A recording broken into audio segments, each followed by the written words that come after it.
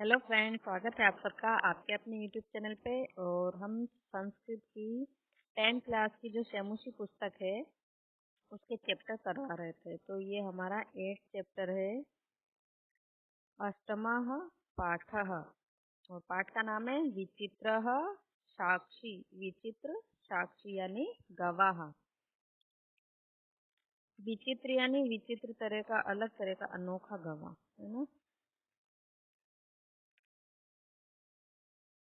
अब इसका पाठ परिचय देखते हैं। अयम पाठः। अब हम सबको पता होगा कि अयम का अर्थ होता है यह है। अयम पाठः ओम प्रकाश ठाकुर विरचित कथायाः संपादितः अंशः अस्ति। यह पाठ ओम प्रकाश ठाकुर द्वारा रचित कथा का संपादित अंश है। इयम कथा, इयम का भी अर्थ क्या होता है? यह होता है, लेकिन इयम स्त्रीलिंग के लिए आता है। अगर हम किसी लड़की के लिए कहेंगे यह लड़की, तो हम कहेंगे इयम। और अयम आता है पुल्लिंग के लिए, यानी लड़के के लिए। ठीक है। इयम कथा बंग साहित्यकार बंकिम चंद्र चटर्जी द्वारा न्यायाधीश रूपेण प्रदत्त निर्णयोपरि आधारिता अस्ति। यह कथा बंग साहित्यकार यानी बंगाल के साहित्यकार बंकिम चंद्र चटर्जी द्वारा न्यायाधीश के रूप में दिए गए निर्णय के ऊपर आधारित है। कि यह कथा बंगाल के जो साहित्यकार थे बंकिम चंद्र चटर्जी, वो जब न्यायाधीश थे तो उन्होंने एक निर्णय दिया था, उसके आधार पर यह कहानी है। न्यायकर्तारः सत्य असत्य निर्णयार्थं यदा कदा तादृशीनां युक्तीनां प्रयोगं कुर्वन्ति। याभिः प्रमाणं विनापि न्यायः स्यात्। न्याय करने वाले न्यायाधीश द्वारा सत्य असत्य के निर्णय के लिए जब कभी ऐसी युक्तियों का प्रयोग किया जाता है जिससे सबूत के अभाव में भी, प्रमाणम यानी सबूत, साक्ष्य के अभाव में भी न्याय किया जा सके।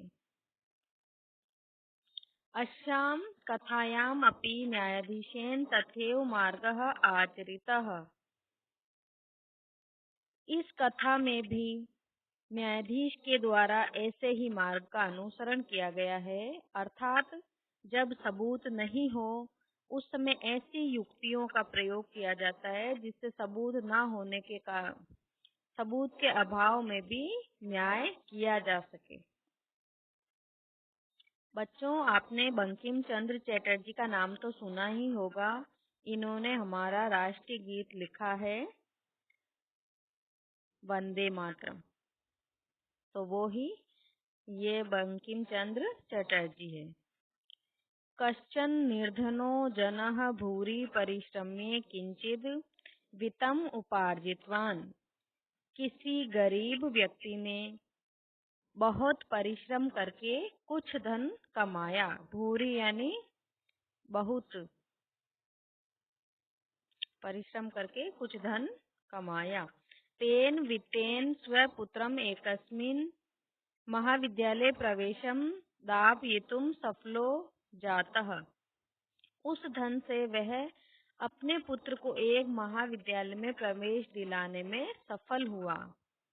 दापयितु यानी दिलाने में।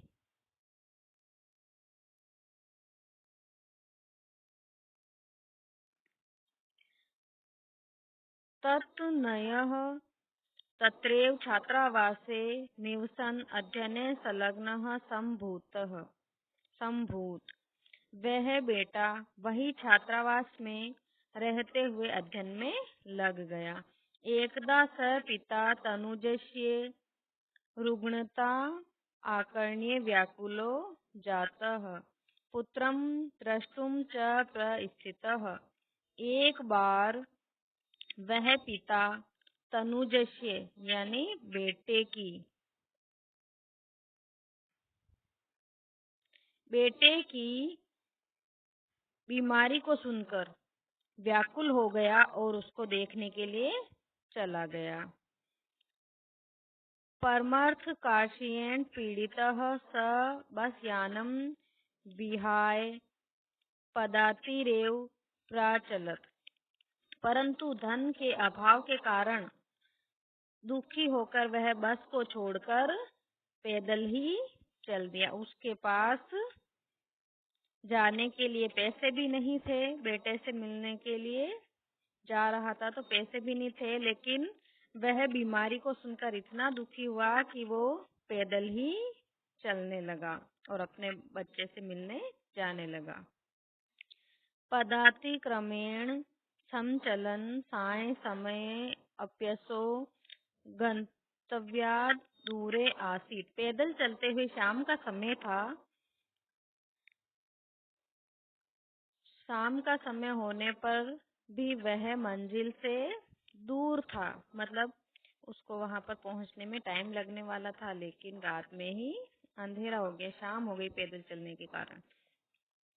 निशा अंधकारे प्रसृते विजने प्रदेशे पद यात्रा न शुभवः। रात का अंधेरा फैलने पर एकांत प्रदेश में यात्रा करना शुभ नहीं है। विजने यानी एकांत,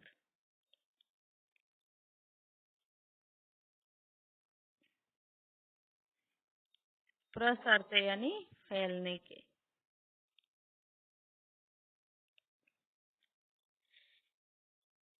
एवं विचार्य स पार्श्व स्थिते ग्रामे यात्री निवासं कर्तुं कंचिद गृहस्थम उपागतः।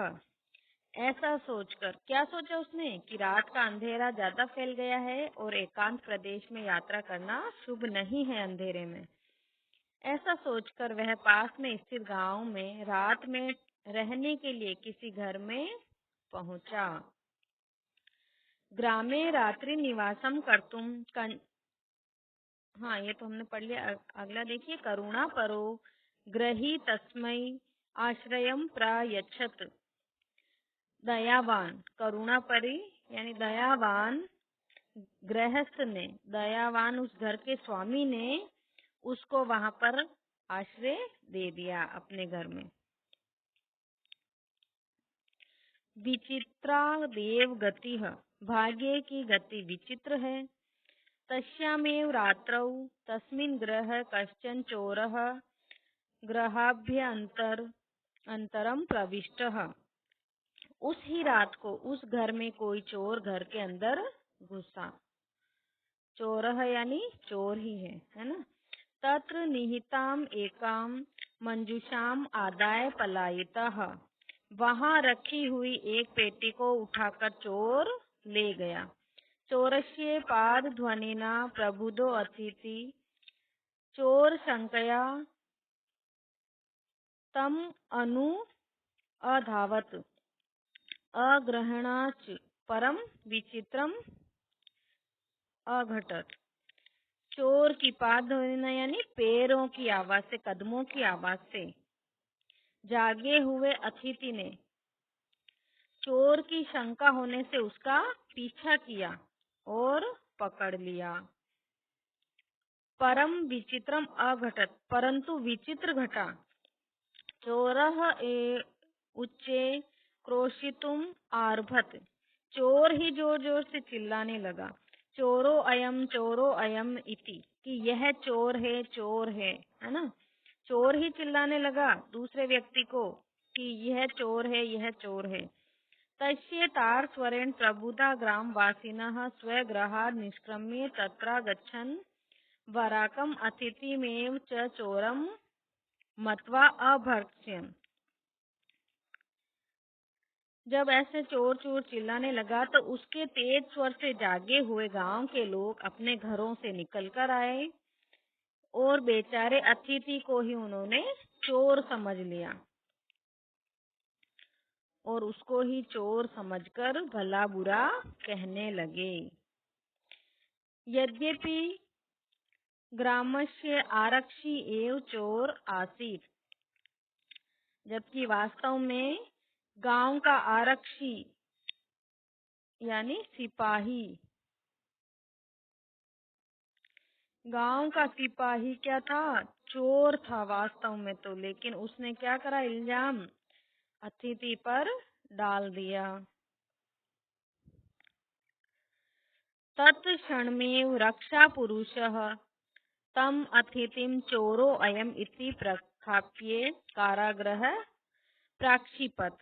उस ही सिपाही ने, जिस सिपाही ने उसको चोर बनाया, उसी सिपाही ने उस अतिथि को यह चोर है ऐसा आरोप लगाकर जेल में डाल दिया। कारागृह यानी जेल।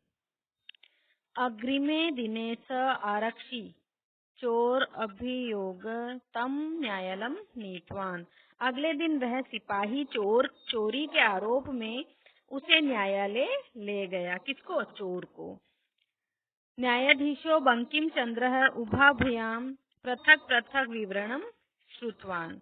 न्यायाधीश यानी जज कौन थे उस समय? बंकिम चंद्र। उन्होंने दोनों का अलग अलग विवरण सुना, यानी अलग अलग उनकी बात सुनी। सर्वं वृत्यम अवगत्य स तम निर्दोषम अमन्यत आरक्षणीम च दोषभाजनम। पूरा जब वृतांत सुना तो उन्होंने उस अतिथि को निर्दोष माना और पुलिस वाले को दोषी माना, किंतु प्रमाण अभावात स निर्णेतुम न शक्नोत। किंतु प्रमाण के अभाव में, अर्थात साक्ष्य के अभाव में वह निर्णय नहीं कर सका। ततो असौ तौ अग्रिमे दिने उपस्थातुम आदिष्टवान। तब उन दोनों को अगले दिन उपस्थित रहने का आदेश दिया। अन्येभ्यो तौ न्यायालये स्व स्व पक्षम पुनः स्थापितवन्तो। दूसरे दिन उन दोनों ने न्यायालय में अपनी अपनी बात फिर से रखी। तदेव कश्चित् तत्रत्यः कर्मचारी समागत्य न्यवेदत। तभी वहां किसी कर्मचारी ने आकर निवेदन किया। क्या निवेदन किया? यत् इतः क्रोशद्वया अंतराले कश्चित् जनः केनापि हतः। कि कर्मचारी ने निवेदन किया कि यहाँ से 2 कोश के मध्य अंतराले यानी मध्य कश्चित जना केनापि हते, कोई व्यक्ति मारा गया है। हतः यानी मारा गया।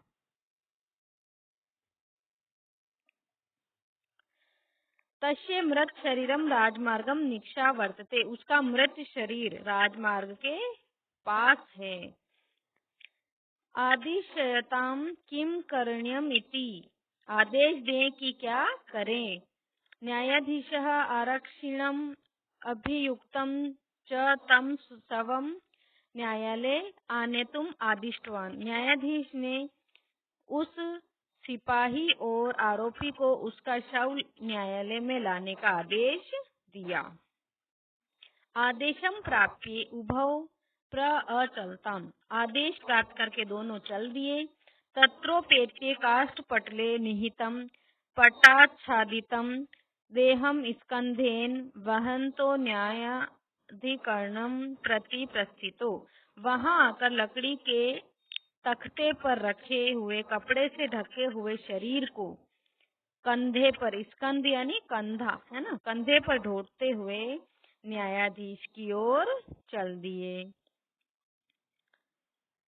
आरक्षी सुपुष्ट देह आसीत। सिपाही पुष्ट शरीर वाला था। अभियुक्त अतीव कृशकायः। और आरोपी अत्यंत दुर्बल शरीर वाला। भारवतः शवस्य स्वकंधेन वहनम तत्कृते दुष्करम आसीत। भारी शव को कंधे पर ढोना उसके लिए कठिन था। स भार वेदनया क्रंदन्ति स्म। वह भार की पीड़ा से, बोझ से रोने लगा। तस्य क्रंदनम निशम्य मुदित आरक्षी तम उवाच। उसके रोने को सुनकर प्रसन्न हुए सिपाही ने उससे कहा, र दुष्ट, तस्मिन् दिने त्वया अहं चोरिताया मंजूषाया गृहात् वारितः। कि अरे दुष्ट, उस दिन तुम्हारे द्वारा मैं चोरी की पेटी को ग्रहण करने से, ले जाने से रोका गया था। इदानीं निज कृत्यस्य फलम भुक्ष्व, इस समय अपने किए का फल भोगो। अस्मिन् चौर्याभियोगे त्वं वर्षत्रयस्य कारादण्डं लप्स्यसे इति प्रोच्य उच्चः अहसत्। इस चोरी के आरोप में तुम्हें 3 वर्ष का कारावास मिलेगा। ऐसा कहकर जोर से हंसा। यथा कथंचिद उभौ शवमान्ये एकस्मिन् चत्वरे स्थापित वन्तौ, जैसे तैसे दोनों शव को लेकर एक चौराहे पर रुक गए। न्यायाधीशेन पुनस्तौ घटनायाः विषये वक्तुम आदिष्टो, न्यायाधीश ने फिर से घटना के विषय में बोलने का आदेश दिया। आरक्षिणी निज पक्षम प्रस्तुतवती, आश्चर्यम अघटत, स शवः प्रावारकम अपसार्य न्यायाधीशम अभिवाद्य निवेदितवान। सिपाही के अपना पक्ष प्रस्तुत